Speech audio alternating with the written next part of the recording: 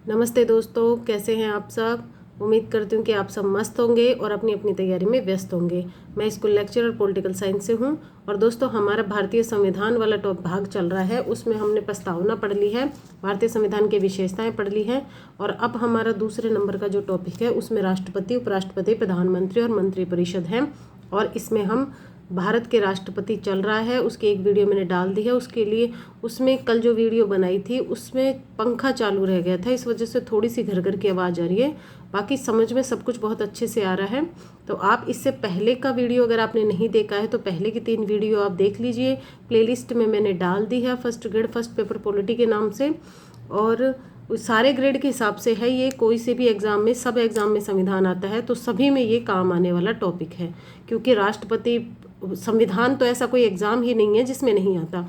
मैंने मेरे हिसाब से बहुत ही सिंपल भाषा में आपको समझाने का प्रयास किया है कि किसी भी तरीके की दिक्कत नहीं आए, लेकिन मैंने मेरे हिसाब से बहुत ही सिंपल भाषा में आपको समझाने का प्रयास किया है और मुझे पूरी उम्मीद है कि आपको समझ में भी निश्चित रूप से आ गया होगा।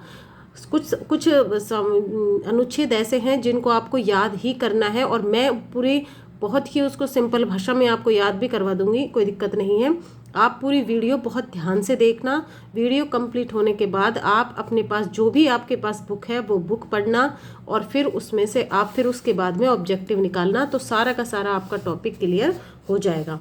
कल हमने ये सारे अनुच्छेद पढ़े थे और एक बार रिवाइज कर लेते हैं कि अनुच्छेद 52 कहता है कि भारत का एक राष्ट्रपति होगा। अनुच्छेद 53 कहता है कि भारत का एक राष्ट्रपति संघ की कार्यपालिका की शक्ति राष्ट्रपति में निहित होंगी, जिनका प्रयोग वह स्वयं या अपने अधीनस्थ अधिकारियों के द्वारा करेगा। ठीक है, 52 हो गया, 53 हो गया। 54 में क्या है, राष्ट्रपति का निर्वाचन दे रखा है। निर्वाचन कैसे कैसे निर्वाचन होगा इसमें हमने पढ़ा था। संसद के दोनों सदनों के निर्वाचित सदस्य प्लस सभी राज्य विधानसभाओं के निर्वाचित सदस्य और दिल्ली और पुडुचेरी की विधानसभा के निर्वाचित सदस्य इसके निर्वाचन में भाग लेंगे। इम्पोर्टेंट है, याद रखना है। यहाँ मैं वही रिवाइज करवा रही हूँ जो बहुत जरूरी है और आपको याद रखना है। 70वें संविधान संशोधन 1992 के द्वारा दिल्ली और पुडुचेरी की विधानसभाओं के निर्वाचित सदस्यों को भी राष्ट्रपति के निर्वाचक मंडल में शामिल किया गया है। बहुत ही अच्छा क्वेश्चन है, याद रखना है। ठीक है, उसके बाद में 55 में हमने पढ़ा था राष्ट्रपति की निर्वाचन रीति प्रक्रिया, जो निर्वाचन की प्रक्रिया थी 55 में। उसमें हमने पढ़ा था सारा का सारा कि यह राष्ट्रपति की निर्वाचन विधि में अप्रत्यक्ष चुनाव होता है राष्ट्रपति का, और इसीलिए राष्ट्रपति को गणतंत्रात्मक व्यवस्था भी भारत में बोला जाता है कि जिस देश का राष्ट्राध्यक्ष जनता द्वारा सीधे न चुनकर अप्रत्यक्ष रूप से चुना जाए या वंशानुगत न होकर जनता द्वारा अप्रत्यक्ष रूप से चुना जाए तो वो गणतंत्रात्मक व्यवस्था कहलाती है। ठीक है, तो इसमें विधानसभा में कैसे कैसे इसका निर्वाचन होता है वो सब हम पढ़ लिए हैं। विधानसभा सदस्यों के मत का मूल्य कैसे निकाला जाता है, एमपी के मत का मूल्य कैसे निकाला जाता है, एमएलए के मत का मूल्य कैसे निकाला जाता है। सिंपल सा प्रश्न देगा तो आपसे ये भी पूछ लेगा कि राष्ट्रपति के निर्वाचन में राजस्थान से एक विधायक के मत का मूल्य कितना होता है, तो 129 होता है। अगर ये पूछ लेगा तो राजस्थान की कुल जनसंख्या राज्य विधानसभाओं के निर्वाचित सदस्य में भाग दे दिया जाता है 100 का, तो ये भी आपसे पूछा जा सकता है। सांसद के मत का मूल्य पूछता है तो वो भी पूछा जा सकता है। ठीक है, यह आपको याद ही रखना है। एकल संक्रमणीय मत प्रणाली से द्वारा इसका चुनाव होता है, अनुपातिक प्रतिनिधित्व के माध्यम से होता है। कुल मतों का 50+1 जब आ जाता है तो वो व्यक्ति जीत जाता है। और अब तक फर्स्ट प्रक्रिया से अगर किसी को वोट नहीं मिलते हैं तो उसके दूसरे कोटे की फिर दूसरी वरीयता के आधार पर उसके वोटों की गिनती होती है। और दूसरी वरीयता के आधार पर अभी तक भारत में वी गिरि देश के एकमात्र राष्ट्रपति हैं जिन्होंने 1969 में द्वितीय वरीयता के आधार पर चुनाव को जीता था। ठीक है, ये 55 हो गया। 56 में हम राष्ट्रपति का कार्यकाल पढ़े हैं जो बहुत ही इम्पोर्टेंट था। आपने खूब अच्छे से मैंने बताया था, कल देख लेना कि राष्ट्रपति पद ग्रहण तिथि के 5 वर्ष तक रह सकता है। अगर इसके अलावा वो कब कब हट सकता है कि उपराष्ट्रपति को अपना त्यागपत्र दे सकता है और फिर उस उपराष्ट्रपति इसकी सूचना लोकसभा अध्यक्ष को देता है। ये प्रश्न कई बार पूछा भी जाता है कि राष्ट्रपति उपराष्ट्रपति को त्यागपत्र देता है तो उसकी सूचना उपराष्ट्रपति किसको देता है, और एक संविधान के अतिक्रमण करने पर 61वें अनुच्छेद 61 के तहत महाभियोग की प्रक्रिया द्वारा राष्ट्रपति को कार्यकाल से पहले भी हटाया जा सकता है। और अंतिम था, राष्ट्रपति अपना कार्यकाल समाप्त होने के तब तक पद पर रहता है जब तक उसका उत्तराधिकारी पद पर न आ जाए। ठीक है। 57 में पुनर्निर्वाचन का था कि अभी तक राजेंद्र प्रसाद ही हैं जो एकमात्र राष्ट्रपति 2 बार बने गए हैं, और इसमें एक संविधान में कहीं भी नहीं लिखा हुआ कि राष्ट्रपति कितनी बार चुना जाएगा।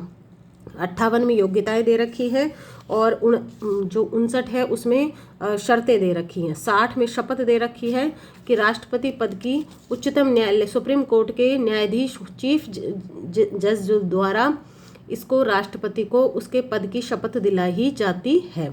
ठीक है। अब देखिए 60 अनुच्छेद 60 तक हम पढ़ लिए। 61 में महाभियोग है, जो महाभियोग हम बहुत अच्छे से पढ़े हैं कि महाभियोग में दोनों सदनों में से कोई सा भी सदन में महाभियोग की प्रक्रिया शुरू हो सकती है। उसके लिए 14 दिन पहले राष्ट्रपति को एक लिखित में हस्ताक्षर देना होता है। राष्ट्रपति को पहले से जानकारी दी जाती है 14 दिन पहले, और जिस सदन में भी ये प्रस्ताव लाया जाता है उस सदन के कुल सदस्य संख्या के कम से कम 2/3 बहुमत से अगर प्रस्ताव पारित हो जाता है तो राष्ट्रपति को इस सदन की प्रक्रिया पूरी होगी। यही सेम एज इट इज दूसरे सदन में भेजा जाता है, और दूसरे सदन में भी इसी प्रक्रिया से अगर सारा हो जाता है तो फिर राष्ट्रपति को अपना पद छोड़ना पड़ता है। संविधान का अतिक्रमण करना एकमात्र राष्ट्रपति को महाभियोग की प्रक्रिया का कारण है कि अगर राष्ट्रपति संविधान का अतिक्रमण करता है तभी उस पर महाभियोग आ सकता है। इम्पोर्टेंट प्रश्न ये है कि राष्ट्रपति के चुनाव में सिर्फ लोकसभा राज्य संसद के दोनों सदनों के निर्वाचित सदस्य, राज्य विधानसभाओं के निर्वाचित सदस्य, दिल्ली पुडुचेरी विधानसभा के निर्वाचित सदस्य भाग लेते हैं, जबकि राष्ट्रपति पे जब महाभियोग लगता है तो पूरे के पूरे सदस्य भाग लेते हैं। ये याद रखना है आपको। मनोनीत सदस्य चुनाव में भाग नहीं लेते हैं, लेकिन मनोनीत सदस्य राष्ट्रपति के महाभियोग में भाग लेते हैं। राज्य विधानसभा के सदस्य निर्वाचन में भाग लेते हैं, लेकिन महाभियोग की प्रक्रिया में राज्य विधानसभाओं के सदस्यों का कोई मतलब नहीं है। ठीक है। महाभियोग की प्रक्रिया सिर्फ और सिर्फ राष्ट्रपति के लिए यूज की जाती है और किसी के लिए भी महाभियोग नहीं बोला जाता है। यहाँ तक हम बहुत अच्छे से पढ़ लिए हैं। अब देखिए आगे, शपथ हमने पढ़ ली। राष्ट्रपति को शपथ उच्चतम न्यायालय के मुख्य न्यायाधीश द्वारा दिलाई जाती है। अनुच्छेद 71 देखिए, ये है अनुच्छेद 71। अनुच्छेद 71 के अनुसार राष्ट्रपति और उपराष्ट्रपति के निर्वाचन से संबंधित शंका और विवादों की जांच केवल और केवल कहाँ की जाती है? सुप्रीम कोर्ट में की जाती है। इम्पोर्टेंट है, याद रखना है। ठीक है। मैं मेरे रजिस्टर से भी बताऊंगी अभी आपको। बहुत सिंपल भाषा में पढ़ेंगे, सारा का सारा वीडियो में ही याद हो जाएगा, इतनी मैं आपको विश्वास दिलाती हूँ। ठीक है। अब देखिए राष्ट्रपति की शक्तियाँ पढ़ते हैं हम। राष्ट्रपति की शक्तियाँ, सबसे पहली शक्ति है कार्यपालिका से संबंधित शक्तियाँ मैं मेरे रजिस्टर में से ही बता देती हूँ आपको। इसमें थोड़ी सी भाषा सही दे रखी है। राष्ट्रपति की शक्तियाँ ये रही, दिख रहा है आपको? एक सेकेंड रुकिए।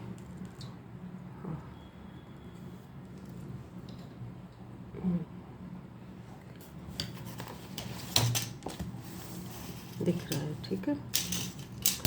अब देखिए राष्ट्रपति की शक्तियाँ, देखिए कुछ तो हमको इसमें थोड़ी सी तो टफ पड़ता है, लेकिन बहुत अच्छे से याद हो जाएगा। आप थोड़ा सा धैर्य बनाए रखें, और इसको पढ़ने के बाद में आप एक बार ऑब्जेक्टिव और जरूर देख लेना, है ना, फिर आराम से पूरा टॉपिक क्लियर हो जाएगा। कुछ चीज़ें फैक्चुअल हैं जो बहुत ज़्यादा हैं, लेकिन उनको आप 1-2 बार देखेंगे तो बहुत आराम से याद हो जाएगी। ये सब्जेक्ट ऐसा है कि अगर एक बार समझ में आ गया तो इंसान भूलता नहीं है इसको। ठीक है। तो देखिए कार्यपालिका संबंधी शक्तियां हैं। अनुच्छेद 77 में यह उल्लेखित है कि सभी कार्य राष्ट्रपति के नाम से, मैं बता दूंगी जहां आपको याद करना है, इंपॉर्टेंट जो है 77 में यह कि सभी कार्य राष्ट्रपति के नाम से किए जाएंगे। राष्ट्रपति लोकसभा में बहुमत दल के नेता को प्रधानमंत्री नियुक्त करता है।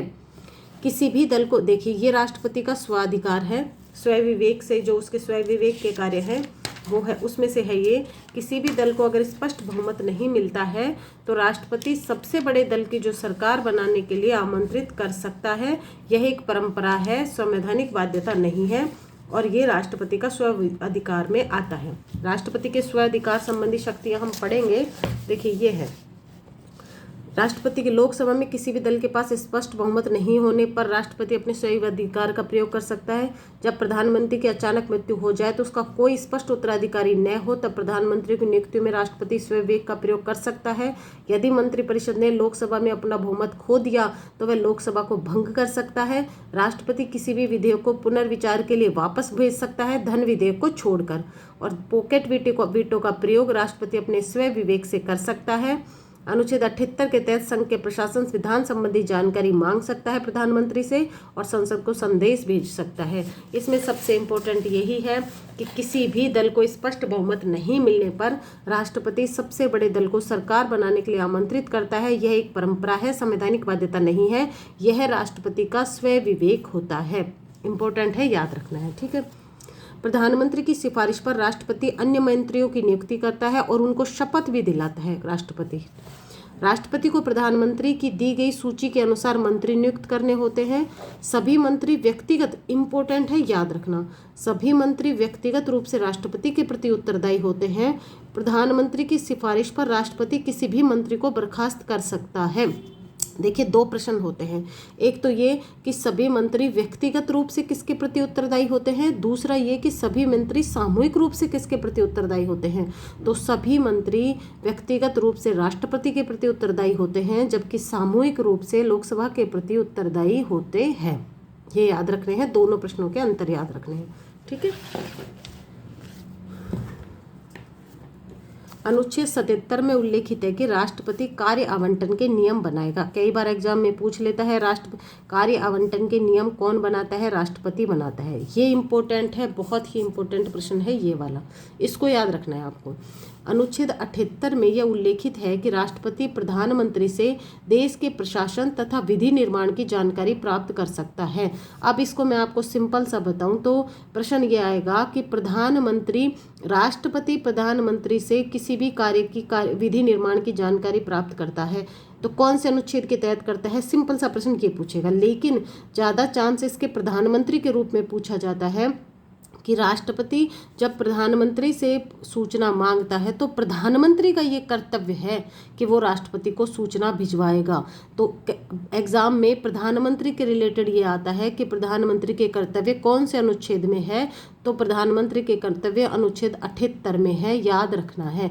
ये राष्ट्रपति तो विधि निर्माण के संबंधित सूचना मांगता है जबकि प्रधानमंत्री का कर्तव्य है कि राष्ट्रपति की मांगी गई सूचना को वो उसको प्राप्त करवाए। तो प्रधानमंत्री के कर्तव्य पूछता है तो अनुच्छेद 78 में आते हैं, यही लिख लेना आप। अनुच्छेद 78 में यह भी उल्लेखित है कि राष्ट्रपति प्रधानमंत्री से किसी भी विषय पर मंत्रिपरिषद में चर्चा करने के लिए कह सकता है। अनुच्छेद 53 में यह उल्लेखित है, हम पढ़ चुके हैं, कार्यपालिका संबंधी शक्तियां राष्ट्रपति के पास होगी जिनका प्रयोग वह अपने अधीनस्थ अधिकारियों के सहयोग से करेगा, हम पढ़ चुके हैं। अनुच्छेद 74 में स्पष्ट उल्लेखित है कि राष्ट्रपति को सहायता देने के लिए मंत्रिपरिषद होगी, राष्ट्रपति इस मंत्रिपरिषद के परामर्श पर कार्य करेगा। 42वें संविधान संशोधन द्वारा 1976, ये इंपॉर्टेंट है, देखिए इसका याद रखना। अनुच्छेद 74 में ये उल्लेखित है कि राष्ट्रपति, ये हम प्रधानमंत्री वाले भाग में पढ़ेंगे। अनुच्छेद 74 यहाँ नहीं है ये, लेकिन रिलेटेड उसी से है। अनुच्छेद 74 में ये उल्लेखित है कि राष्ट्रपति को सहायता देने के लिए एक मंत्रिपरिषद होगी, राष्ट्रपति इस मंत्रिपरिषद के परामर्श पर कार्य करेगा। 42वें संविधान संशोधन द्वारा 1976 में इस अनुच्छेद में ये परिवर्तन किया गया था कि राष्ट्रपति इस मंत्रिपरिषद के परामर्श पर ही कार्य करेगा, परामर्श पर कार्य करेगा। देखिए 42वें संविधान संशोधन में ये कहा गया कि राष्ट्रपति मंत्रिपरिषद के परामर्श पर कार्य करेगा। 42वें संविधान संशोधन द्वारा 1976 में इस अनुच्छेद में ये परिवर्तन कर दिया गया था कि राष्ट्रपति मंत्रिपरिषद के परामर्श पर ही कार्य करेगा। इसमें यहाँ पहले मंत्रिपरिषद के परामर्श पर कार्य करेगा लिखा हुआ, 42वें संविधान संशोधन में ये कह दिया कि मंत्रिपरिषद के परामर्श पर ही कार्य करेगा, बिना मंत्रिपरिषद के परामर्श पर कार्य नहीं करेगा। 44वें संविधान संशोधन द्वारा 1978 में ही शब्द को हटा दिया गया और यह प्रावधान किया गया कि राष्ट्रपति मंत्रिपरिषद के परामर्श को एक बार पुनर्विचार के लिए लौटा सकता है। राष्ट्रपति मंत्रिपरिषद की सिफारिश पर, अब देखिए एक बार लौटा देगा राष्ट्रपति, लेकिन जब दोबारा वापस मंत्रिपरिषद भेजेगी तो राष्ट्रपति को साइन करने ही होते हैं। 74(2) में इस प्रश्न की किसी भी न्यायालय में जांच नहीं की जाएगी, ये ठीक है। राष्ट्रपति मंत्रिपरिषद की सिफारिश पर महान्यायवादी को नियुक्त करता है, उसे शपथ दिलाता है तथा ये महान्यायवादी राष्ट्रपति के प्रसाद पर्यंत पद पर रहते हैं। कुछ ऐसी चीजें हैं कि जो राष्ट्रपति के प्रसाद पर्यंत लोग हैं उनको भी आपको थोड़ा बहुत याद रखना चाहिए, जैसे राज्यपाल हो गया, महान्यायवादी हो गया, ऐसे। मंत्रिपरिषद की सिफारिश पर राष्ट्रपति 29 जो अब 28 है 28 राज्यों में राज्यपाल, दिल्ली, पुडुचेरी तथा अंडमान में निकोबार द्वीप में उपराज्यपाल, चंडीगढ़ आयुक्त तथा अन्य, ये रहने दो, ये आपको कोई काम का नहीं है, ठीक है। व्यवस्थापिका, ये तो हो गई कार्यपालिका संबंधी कार्य शक्तियाँ। अब मैं लास्ट में आपको क्वेश्चन आंसर करवाऊंगी, उसमें आपको सारा का सारा अच्छे से कॉन्फिडेंस आ जाएगा कि हाँ पढ़ा है। अभी आपको अगर कुछ समझ में नहीं आ रहा तो बिल्कुल टेंशन मत लेना, बिल्कुल भी मत लेना। एक बार दिक्कत आती है, सबको आती है, लेकिन मैं विश्वास दिला रही हूँ वीडियो खत्म होएगी, मैं क्वेश्चन आंसर करवाऊंगी, आपको पूरा समझ में आ जाएगा, ठीक है। व्यवस्थापिका, ये तो होगी कार्यपालिका संबंधी कार्य। अब आगे व्यवस्थापिका। क्वेश्चन हमेशा या तो आपके आपातकाल संबंध 99% तो आपातकाल से संबंधित शक्तियों से ही पूछता है, उसको हम थोड़ा और अच्छे से पढ़ लेंगे। अनुच्छेद 79 में ये उल्लेखित है कि संसद में राष्ट्रपति भी शामिल होगा, हम पढ़े हैं। संसद द्वारा पारित सभी विधेयक राष्ट्रपति के हस्ताक्षर के पश्चात कानून बनते हैं, इस कारण से राष्ट्रपति संसद का अंग होता है। संसद के अंग हम पढ़े थे 3 हैं, राष्ट्रपति, लोकसभा और राज्यसभा, जबकि संसद के सदन पूछता है तो 2 हैं, लोकसभा और राज्यसभा। राष्ट्रपति अनुच्छेद 85 के तहत संसद के अधिवेशन बुलाता है तथा सत्रावसान करता है। 85 में यह उल्लेखित है कि राष्ट्रपति ये याद रखना, लोकसभा को भंग करना पूछता है तो अनुच्छेद 85 में उल्लेखित है कि राष्ट्रपति लोकसभा को भंग कर सकता है, और अगर स्थगित पूछता है तो स्थगित लोकसभा अध्यक्ष करता है, राष्ट्रपति नहीं कर सकता। राष्ट्रपति लोकसभा को भंग कर सकता है। सामान्यतः राष्ट्रपति मंत्रिपरिषद के परामर्श पर लोकसभा को भंग करता है, लेकिन एक ऐसा मंत्रिपरिषद जो लोकसभा में बहुमत खो चुका है उसका परामर्श मानने के लिए राष्ट्रपति बाध्य नहीं है। जो मान लो लोकसभा में ऐसी मंत्रिपरिषद है जो लोकसभा में बहुमत ही नहीं है, उसका खो दिया है उसने, तो उसका परामर्श मानने के लिए राष्ट्रपति बाध्य नहीं है और राष्ट्रपति लोकसभा को भंग कर सकता है, ठीक है। ये आपके काम के नहीं है, ये बहुत ज़्यादा डेप्थ वाली बातें हैं। विशेष अभिभाषण यहाँ कोई काम की चीज़ नहीं है। अब देखिए, ये तो अब हटा ही दिया है, इसका तो कोई लॉजिक ही नहीं है, एंग्लो इंडियन वाला तो अब ख़त्म ही कर दिया गया है। अब देखिए, यहाँ पर एक प्रश्न आता है, अनुच्छेद 111 में यह उल्लेखित है कि राष्ट्रपति की स्वीकृति के पश्चात कोई विधेयक कानून बनेगा। तो अनुच्छेद 111 के तहत वीटो की शक्ति है राष्ट्रपति को, ध्यान रखना 111 है। धन विधेयक को छोड़कर राष्ट्रपति किसी भी विधेयक में एक बार पुनर्विचार के लिए भेज सकता है, ये राष्ट्रपति की वीटो की शक्ति होती है, ठीक है। ये इंपॉर्टेंट है, बहुत इंपॉर्टेंट है। यहाँ से एक प्रश्न पूछता है, क्या प्रश्न पूछता है वो देखिए। 24वें संविधान संशोधन 1971 में अनुच्छेद 368 में ये प्रावधान किया गया कि संविधान संशोधन विधेयकों को राष्ट्रपति अपनी स्वीकृति देगा। 24वें संविधान संशोधन में ये कह दिया कि जो संविधान संशोधन विधेयक हैं उनको तो राष्ट्रपति अपनी स्वीकृति देगा ही देगा। अब देखिए, वीटो या निषेधाधिकार क्या है, ये आरएस में आया हुआ है ये वाला प्रश्न। शब्द का प्रयोग, वीटो शब्द का उल्लेख संविधान के किसी भी अनुच्छेद में नहीं दिया गया, किसी में भी पर्टिकुलर वीटो शब्द का प्रयोग नहीं है। अनुच्छेद 111 कहता है, इसमें भी वीटो शब्द का प्रयोग नहीं है। इसमें लिखा गया है कि धन विधेयक को छोड़कर राष्ट्रपति किसी भी अन्य विधेयक को एक बार पुनर्विचार के लिए वापस लौटा सकता है, ठीक है। आपको देखिए, 4 प्रकार के वीटो होते हैं, हमारे भारत में 3 ही प्रकार के होते हैं। जो क्वालिफाइड वीटो होता है, इसको आपको याद करने की कोई ज़रूरत नहीं है। ये 3 प्रकार के वीटो हैं। एक तो हमारा है निरपेक्ष वीटो, गैर सरकारी सदस्यों द्वारा होता है ये। एक होता है निलंबनकारी वीटो और एक होता है जेबी निषेधाधिकार। एक बार आपको बुक में, हाँ, एक तो होता है निरपेक्ष वीटो, आत्यांतिक वीटो, इसको बोलते हैं एब्सोल्यूट वीटो, निलंबनकारी या सस्पेंशन वीटो और जेबी यानी पॉकेट वीटो, ठीक है। 3 है। देखो, संसद द्वारा पारित किसी विधेयक को राष्ट्रपति स्वीकृति देने से इनकार कर सकता है, गैर सरकारी सदस्यों द्वारा होता है, ये याद रखना है आपको। ऐसे सरकारी विधेयक जब, ये तो आप याद रख लेना, संसद द्वारा पारित किसी भी विधेयक को राष्ट्रपति स्वीकृति देने से मना कर सकता है, ठीक है। अब इसमें हमको क्या याद रखना है कि राष्ट्रपति जो आत्यंतिक वीटो है उसको शक्ति मंत्रिपरिषद की सलाह पर निर्भर करती है। मंत्रिपरिषद की वीटो शक्ति मंत्रिपरिषद की सलाह पर है। सर्वप्रथम इसका प्रयोग 1954 में डॉक्टर राजेंद्र प्रसाद ने पेप्सू विनियोग कर विधेयक पर किया था। आपको ये याद रखना है कि आत्यंतिक वीटो का प्रयोग सबसे पहले कौन से राष्ट्रपति ने किया था। इम्पोर्टेंट है, बहुत इम्पोर्टेंट है। पेप्सू विधेयक पर 1954 में डॉक्टर राजेंद्र प्रसाद ने इसका प्रयोग किया था, ये याद रखना है आपको, ठीक है। निलंबनकारी वीटो क्या होता है? संसद द्वारा पारित कोई भी विधेयक हो उसको, देखिए धन विधेयक तो इसमें आता ही नहीं है, धन विधेयक को तो हटा दो। संसद द्वारा पारित किसी विधेयक को राष्ट्रपति एक बार पुनर्विचार के लिए भेज सकता है और संसद द्वारा अगर उसको वापस भेजा जाता है तो राष्ट्रपति को हस्ताक्षर करने ही होते हैं। ये है सस्पेंसिव वीटो या निलंबनकारी वीटो। 3 वीटो है, कोई टेंशन लेने की बात नहीं है। देखो, वीटो की शक्ति अनुच्छेद 111 में होती है। धन विधेयक को छोड़कर राष्ट्रपति किसी भी विधेयक को पुनर्विचार के लिए लौटा सकता है। पहला है आत्यंतिक वीटो, निलंबनकारी वीटो, जेबी निषेधाधिकार, जेबी वीटो, ठीक है। आत्यंतिक वीटो, एब्सोल्यूट वीटो, निलंबनकारी सस्पेंसिव वीटो और जेबी पॉकेट वीटो। पहले में तो यह संसद द्वारा पारित किसी विधेयक को राष्ट्रपति स्वीकृति देने से मना कर सकता है, और ये पहली बार कब हुआ? 1954 में पेप्सू विधेयक में डॉक्टर राजेंद्र प्रसाद ने किया।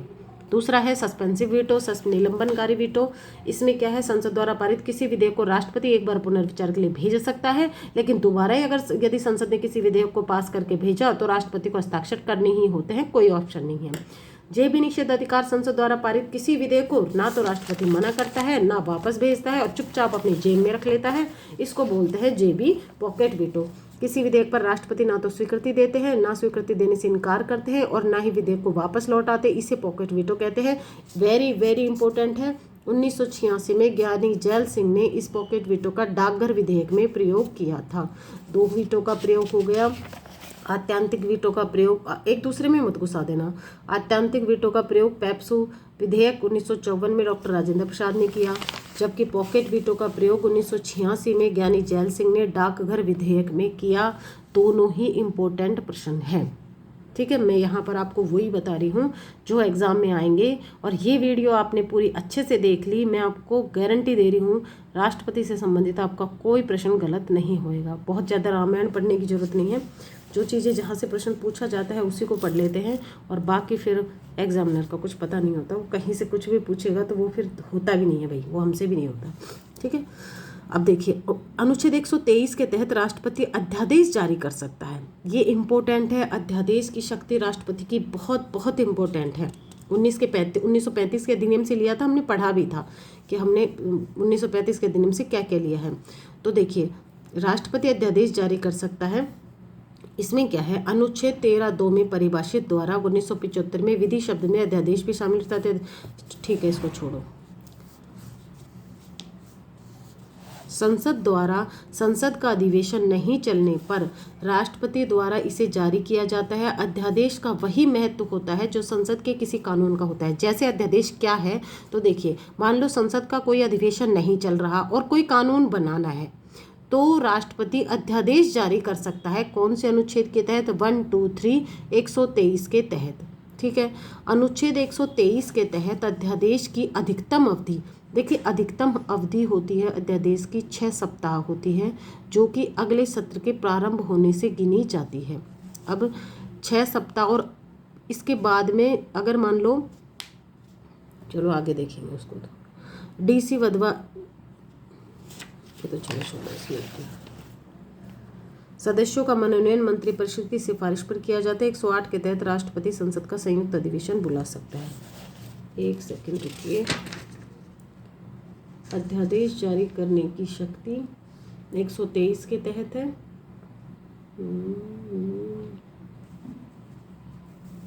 एक आपको इतना सा याद रखना है कि जो अध्यादेश जारी करने की शक्ति है भाई, इसकी अधिकतम अवधि 6 माह प्लस 6 सप्ताह होती है, ठीक है। कहाँ गया?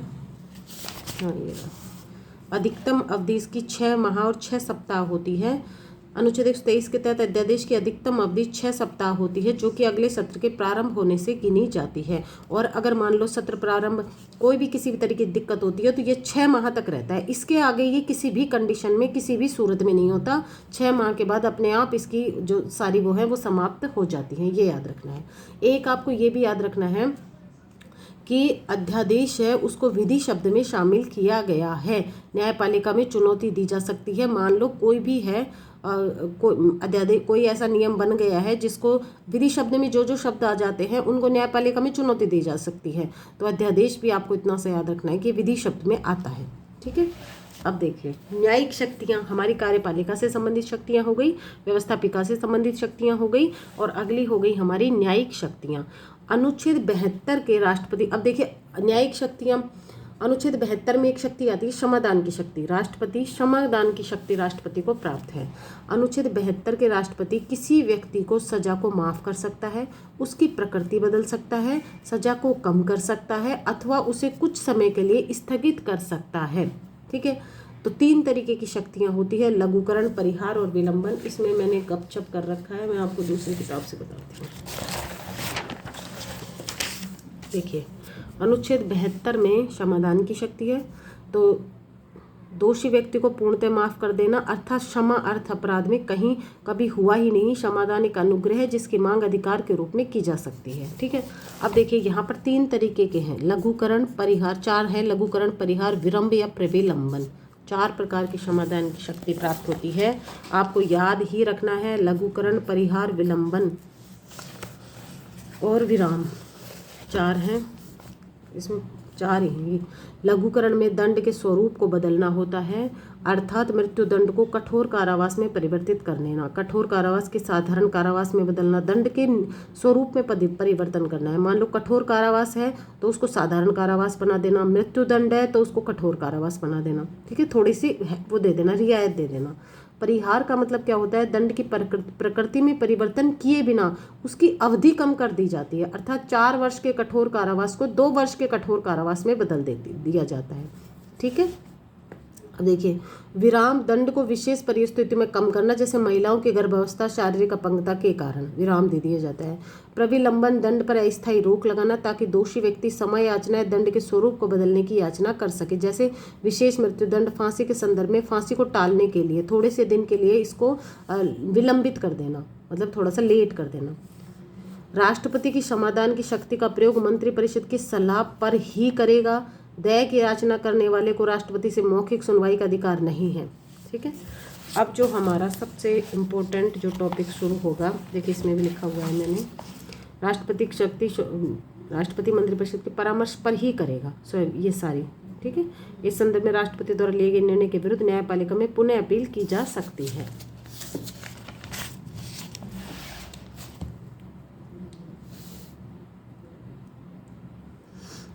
इसमें हमको ये पढ़ना है। देखिए ये वेरी इंपॉर्टेंट है। अनुच्छेद 143 में उल्लेखित है कि राष्ट्रपति किसी भी विषय पर सर्वोच्च न्यायालय से परामर्श ले सकता है। Very very important. आप जहां मैं बता रही हूँ ना, इनको आप नोट्स बना लेना, शॉर्ट नोट्स बन जाएंगे, कोई ज़्यादा बहुत बड़ा नहीं बनेगा। ठीक है, 143 में ये उल्लेखित है कि राष्ट्रपति सर्वोच्च न्यायालय से परामर्श लेगा।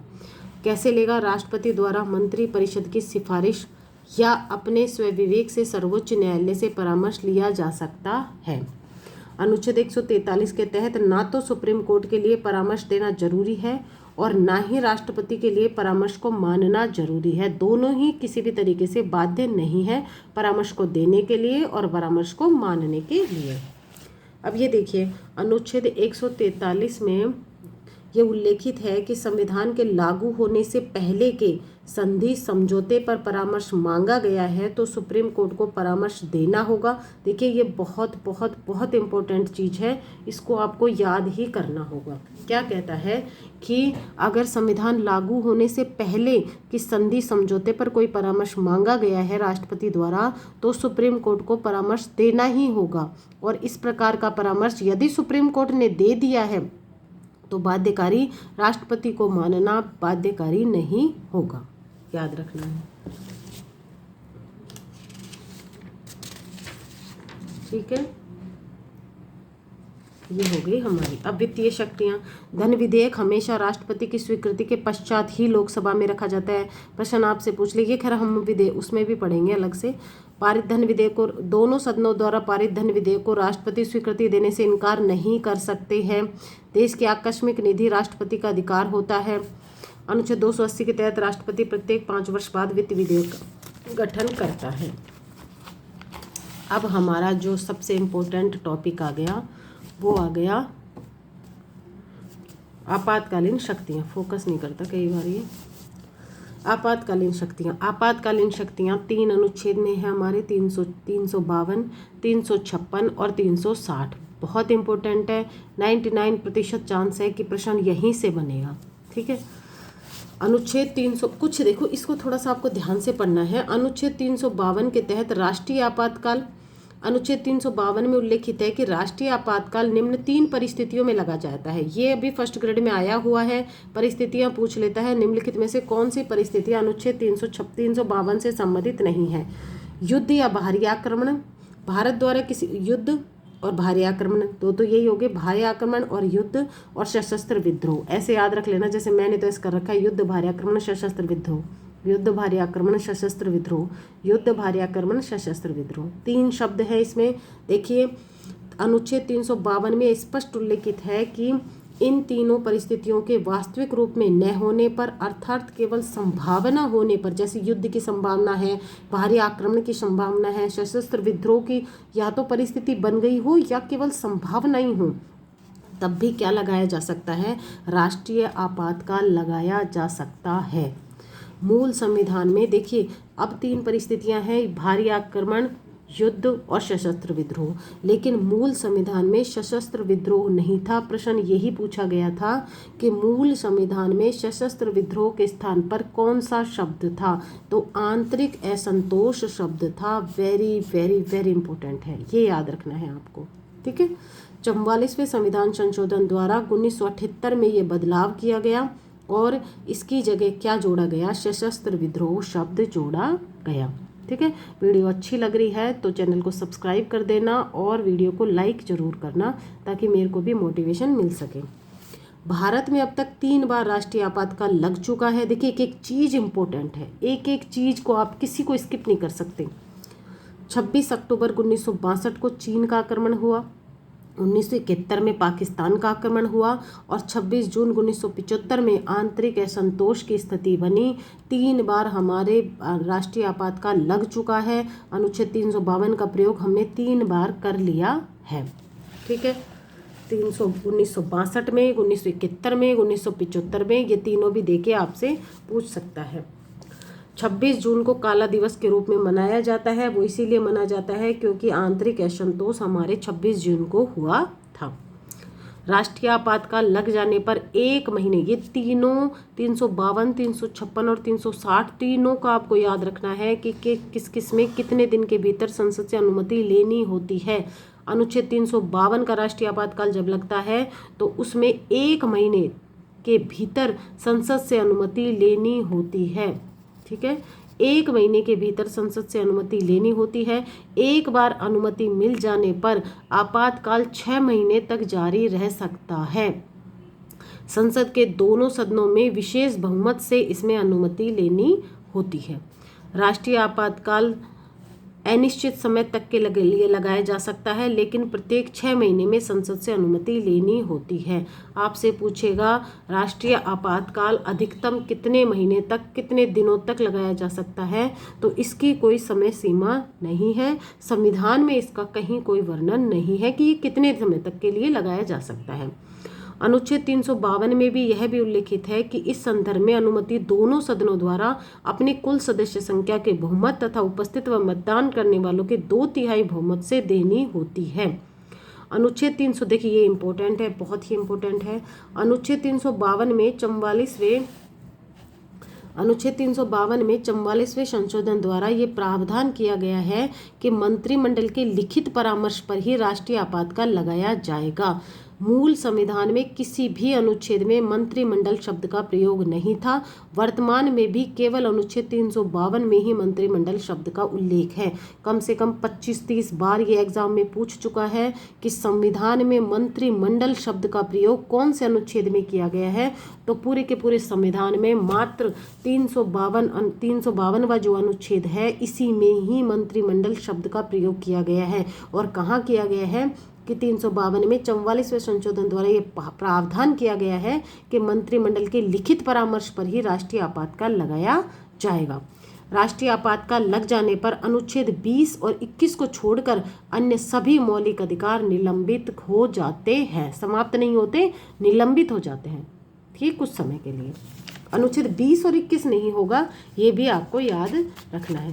ये मैं पूरी की पूरी मैं इसमें से इम्पोर्टेंट चीज़ें छांट कर भी आपको पढ़ा सकती हूँ, लेकिन फिर वो कभी भी आपको याद नहीं हो सकता, क्योंकि वो फिर ऐसे होंगे फैक्ट रटने वाली चीज़ें हो जाएंगी, जो आपके पास कोई भी वन लाइनर बुक होगी उसमें होगा ही ये सब कुछ।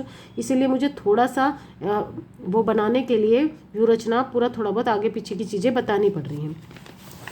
तो यकीन मानिए एक बार वीडियो को अच्छे से देख लेंगे, फिर आप अपनी किताब पढ़ेंगे, निश्चित रूप से आपको याद होगा, ये मैं गारंटी दे रही हूँ। लेकिन धैर्य बनाए रखना पड़ेगा। ऐसे नहीं वीडियो देख लिया, कह रहे हैं नहीं मुझे तो कुछ समझ में ही नहीं आ रहा, पॉलिटी तो छोड़नी ही पड़ेगी, फिर तो भैया कोई मतलब नहीं है, कोई मतलब नहीं है।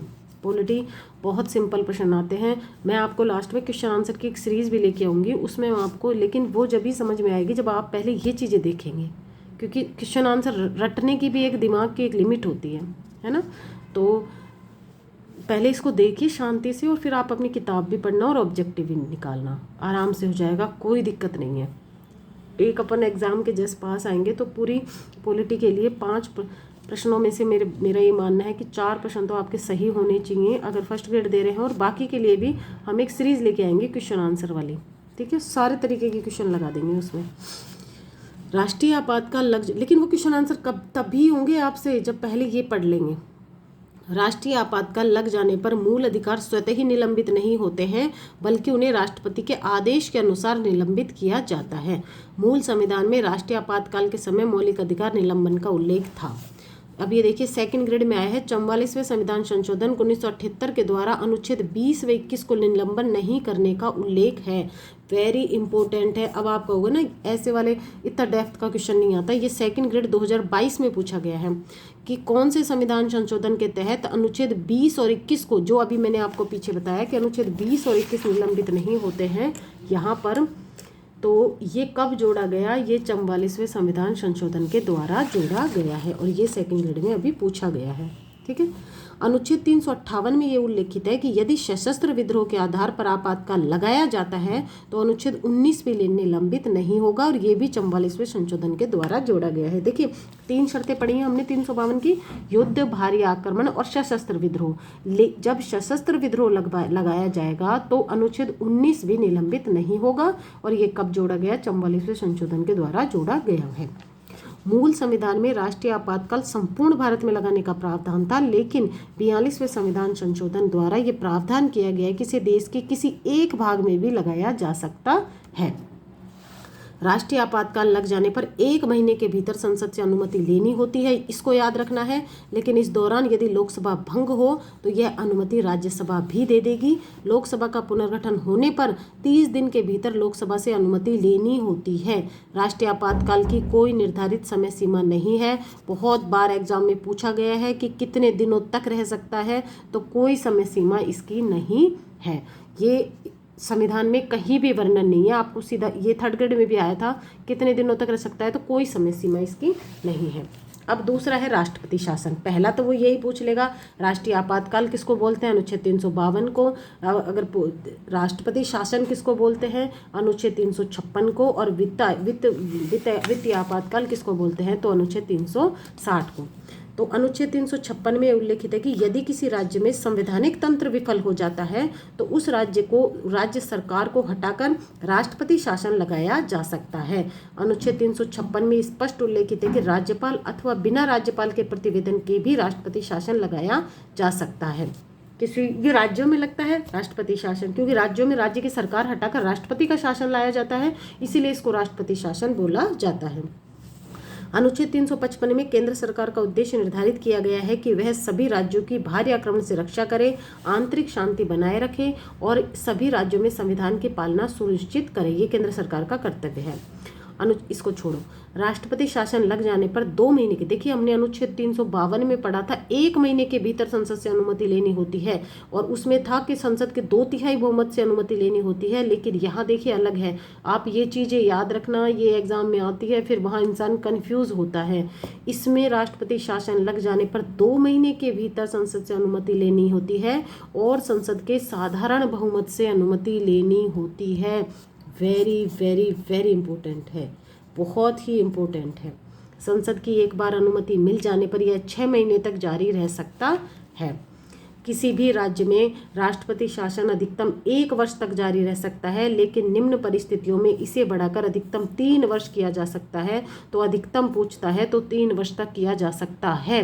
कुछ परिस्थितियां हैं उनके आधार पर, लेकिन ये बात ध्यान रखना, कंपैरिजन करके पढ़ो कि अनुच्छेद 352 में कितने वर्ष तक रखा जाएगा, इसकी कोई समय सीमा नहीं है। ठीक है, कोई निर्धारित समय सीमा नहीं है, लेकिन इसमें है कि वैसे तो राष्ट्रपति शासन अधिकतम 1 वर्ष तक जारी रह सकता है, लेकिन कुछ परिस्थितियों में राष्ट्रपति शासन अधिकतम 3 वर्ष तक जारी रह सकता है। सेकंड ग्रेड 2015 में 14-15 में पूछा गया है ये। ठीक है, अनुच्छेद 352 में राष्ट्रीय आपातकाल लगा हो जब 3 परिस्थितियाँ, कौन सी परिस्थितियों में इसको 3 वर्ष तक रखा जा सकता है? यदि अनुच्छेद 324 के तहत चुनाव आयोग ये लिख कर दे दे कि वर्तमान परिस्थितियों में उस राज्य में चुनाव करवाना संभव नहीं है, तो राष्ट्रपति शासन को बढ़ाकर 3 वर्ष तक किया जा सकता है। किसी भी राज्य में राष्ट्रपति शासन लग जाने पर राष्ट्रपति द्वारा विधानसभा निलंबित की जा सकती है अथवा उसको भंग भी की जा सकती है। दिल्ली व पुडुचेरी में अनुच्छेद 356 के तहत राष्ट्रपति शासन नहीं लगाया जाता, वहाँ अनुच्छेद 239 ए और अनुच्छेद 239 ए के तहत लागू होता है। यदि किसी राज्य में राष्ट्रपति शासन लागू हो जाए तो विधि निर्माण तथा बजट का कार्य संसद करती है, लेकिन इस दौरान यदि लोकसभा भी भंग हो जाए तो बजट की स्वीकृति राष्ट्रपति देता है। सीधी सी बात है, जब वहाँ पर शासन ही राष्ट्रपति का है तो सारी की सारी सेंट्रल गवर्नमेंट इस सारे काम वो ही करेगी। इस राष्ट्रपति शासन में जो एक प्रश्न बनता है बहुत ही इंपॉर्टेंट है, सेकंड ग्रेड में तो वो पता नहीं एग्जामिनर का फेवरेट क्वेश्चन है, हमेशा ही पूछ लेता है। राजस्थान में अब तक 4 बार राष्ट्रपति शासन लग चुका। देखिए उसका अगर कहते हैं तो 62, 71, 75, अनुच्छेद 352 3 बार लग चुका है। और अनुच्छेद राजस्थान वो तो पूरे भारत में लगता है, राजस्थान में अब तक 4 बार राष्ट्रपति शासन लग चुका है। ये राजस्थान की बात हो रही है। तो 1967 में 1967, 77, 80, 92 ऐसे याद रख लेना। 67, 77, 80, 92, 67, 77, 80, 92 ऐसे याद रख लेना। अभी देखिए मोहनलाल सुखाड़िया सीएम थे, हरिदेव जोशी थे सीएम, भैरू सिंह जी शेखावत थे, और यहाँ पे भी भैरू सिंह जी शेखावत थे। अब ये याद रखना आप कौन तो सीएम थे, कौन राज्यपाल थे, इसको आपको याद रखना है जब आप इसको पढ़ रहे हैं। तो ये इम्पोर्टेंट है, इसको याद ही रखना है। ठीक है, बहुत इसमें से तो प्रश्न वो पूछेगा ही पूछेगा। ठीक है ना। अब देखिए, एक मिनट रुकिए।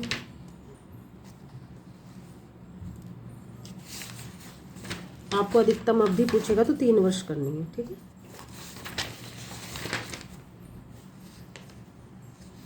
इसका स्क्रीनशॉट ले लीजिए, ये बुक में है इसका, ये आपको एक जगह शॉर्ट में मिल जाएगा सब कुछ। देखिए यहाँ पर विशेष बहुमत अनुमोदन, यहाँ साधारण और यहाँ पर भी साधारण बहुमत, इसका स्क्रीनशॉट ले लीजिए एक बार। ठीक है, सब कुछ आ जाएगा इसमें, समझा मैंने अच्छी तरह दिया ही है, बाकी आपको सब कुछ समझ में आ जाएगा। ठीक है ना। आप वित्तीय आपातकाल में तो कोई लफड़ा ही नहीं है। देश में आर्थिक संकट आ जाने पर राष्ट्रपति द्वारा वित्तीय आपातकाल लगाया जा सकता है। वित्तीय आपातकाल लगाए जाने पर 2 महीने के भीतर संसद से अनुमति लेनी होती है। वित्तीय आपातकाल लग जाने पर सर्वोच्च न्यायालय के न्यायाधीश का वेतन भी कम किया जा सकता है। राज्य सरकार के बजट केंद्र सरकार की अनुमति से लागू होते हैं। वित्तीय आपातकाल की अधिकतम अवधि के संदर्भ में संविधान मौन है, कुछ भी लिखा हुआ नहीं है। ठीक है, ये हमारी हो गई राष्ट्रपति की शक्तियाँ सारी की सारी, ये कंप्लीट हो गई है। 1, 2, 4 प्रश्न है वो मैं आपको, मेरे पास एक बुक है उसमें से दिखाती हूँ, अच्छी किताब है ये। एक तो देखिए इसमें बहुत सारे क्वेश्चन है, या तो इसके लिए एक अलग से वीडियो बना लेंगे, चलो इसके लिए एक अलग से वीडियो बना लेंगे। कल जो साथ के साथ ही डाल दूंगी मैं राष्ट्रपति के साथ ही क्वेश्चन आंसर का, तो आपके साथ के साथ क्वेश्चन आंसर भी हो जाएंगे, ठीक है ना। तो ये हमारा वीडियो पूरा राष्ट्रपति कंप्लीट हो गया है और मैंने पूरी कोशिश की है दोस्तों इसको बहुत ही सिंपल करने की, लेकिन मैं क्या करूं, जब टॉपिक ही इतना बड़ा है तो मैं ये भी नहीं कर सकती कि आपको छोड़ छोड़ के पढ़ा दूं, क्योंकि फिर उसमें आपके साथ भी शायद न्याय नहीं हो पाएगा। और इसी वजह से मैंने मेरी पूरी कोशिश की है, बहुत कोशिश की है कि मैं इसमें से कुछ भी इम्पोर्टेंट है जो छोड़ूं नहीं और आपको सब कुछ बता दूं। एक बात आप ध्यान रखना कि अनुच्छेद 356 है, उसको आपके पास जो भी बुक है, अगर नहीं है तो मुझे बता देना, उसको आप एक बार, मैं कल भी आपको एक स्क्रीनशॉट दे दूंगी, अभी वो मेरे पास बुक नहीं है। उसमें जैसे इसके 356 राजस्थान में कब लगा है, 66, 77, 80, 92, तो उसमें कौन कौन से मुख्यमंत्री और कौन कौन से राज्यपाल थे और उनका एक बार अच्छी तरह आप पूरे ढंग से लिख लेना, ठीक है ना, वो प्रश्न बनता है क्योंकि। और वीडियो अगर आपको मेरी मेहनत थोड़ी सी भी अच्छी लगी है तो चैनल को सब्सक्राइब कर लेना, क्योंकि कहना भी अच्छा नहीं लग रहा लेकिन सब्सक्राइब नहीं करते, वीडियो देख लेते हैं ना, तो वो थोड़ा सा मोटिवेशन नहीं मिल पाता, ऐसा लगता है कि आप लोगों को शायद समझ में नहीं आ रहा। और अगर पसंद आया है तो लाइक करना, दोस्तों के साथ शेयर भी कर देना। मिलते हैं नई वीडियो में और इसके मैं क्वेश्चन आंसर लेके आऊँगी, अगली नेक्स्ट वीडियो में डालूंगी, तब आपको ये टॉपिक अच्छे से समझ में आ जाएगा। बिल्कुल टेंशन मत कीजिए, बहुत सिंपल टॉपिक हैं सारे। मैं इसके और आपको जैसे ये क्वेश्चन आंसर के बाद लास्ट में जब पूरा सिलेबस हो जाएगा तब आपके लिए एक 4-5 घंटे की एक सीरीज़ भी बनाएंगे, उसमें आपके सारे पूरे के पूरे क्वेश्चन कंप्लीट हो जाएंगे, ठीक है। तो पढ़ते रहिए, मस्त रहिए, व्यस्त रहिए और स्ट्रेस फ्री रहिए, ठीक है। मिलते हैं नई वीडियो में। Thank you very much.